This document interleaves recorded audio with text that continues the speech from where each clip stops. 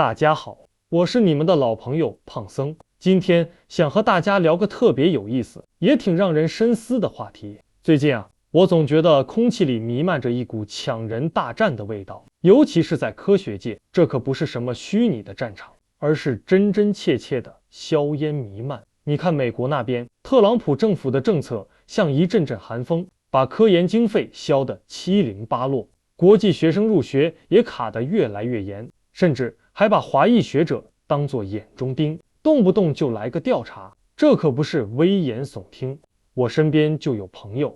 原本在实验室里干得热火朝天，结果因为一些捕风捉影的关联，搞得心力交瘁，不得不重新规划未来。你说这科研本该是自由探索的乐园，现在却笼罩着一层紧张的氛围，这谁还敢安心做研究？可就在这档口，中国这边却像一台高速运转的吸尘器，开启了人才虹吸模式。你知道吗？2017年到2021年这短短4年间，竟然有超过1.25万名华裔科学家从美国大迁徙回到了中国，这个数字简直是触目惊心。这背后是中国政府大手笔的科研投入，那资金就像滔滔江水，不绝于缕，简直是财大气粗的代言人。还有各种人才引进计划，那条件给的简直是诚意满满。比如西湖大学，我听说他们为了吸引顶尖人才，开出的薪资和科研条件，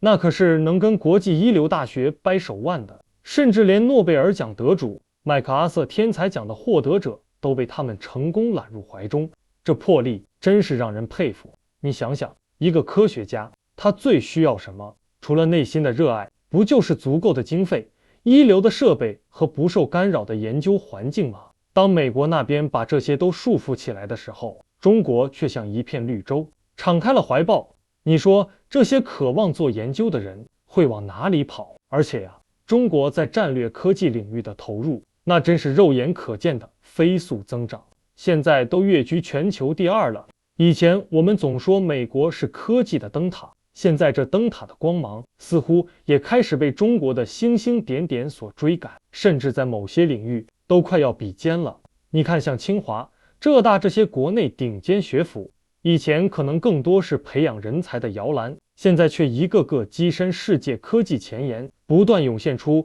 令人瞩目的科研成果。这就像一个个蓄势待发的火箭，随时准备冲破天际。当然啦，事情总有两面性，不是说中国就一路坦途，中美之间的签证限制就像2堵无形的墙，阻碍着人才的自由流动。还有一些地方，比如德州，对特定背景的学者还有旅行禁令，这简直就是给求贤若渴的科学家们当头一棒，让人哭笑不得。更别提中国国内学者间的竞争，那也是激烈的很。有时候内部的内卷也会让一些人望而却步。不过话说回来，现在很多资深学者可能还在观望，毕竟他们在美国扎根已久，人脉资源都在那里，要动起来那可是牵一发而动全身的大事。但你再看看那些年轻的科研人员，他们可没那么多历史包袱，他们就像初生的牛犊，对新事物充满好奇，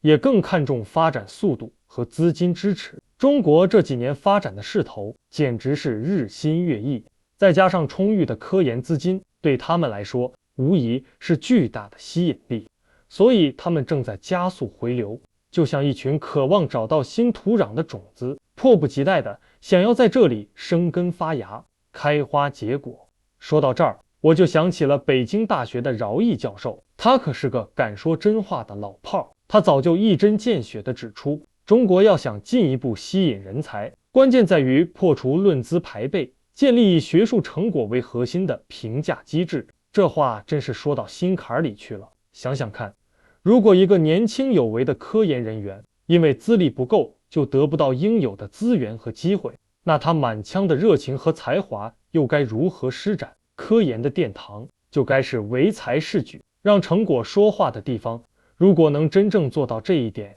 那中国的科研何愁不腾飞，人才又何愁不滚滚而来？所以从我这个视频博主的角度来看，美国现在的一些科研政策简直就像是搬起石头砸自己的脚，无形中把人才这块宝贵的金砖拱手让给了中国，而中国呢，则是抓住了这个千载难逢的机遇，用真金白银和实实在在的政策，铺就了一条吸引全球顶尖科学人才的康庄大道。未来这全球科技竞争的格局会如何演变？谁能抢占到更多的人才高地，谁就能掌握主动权。这盘棋真是越来越有意思了，你说是不是这个道理？今天这个话题我就暂时说这么多。如果您有不同的看法或者建议，记得留言告诉我。欢迎订阅我的频道，我是胖僧，谢谢大家。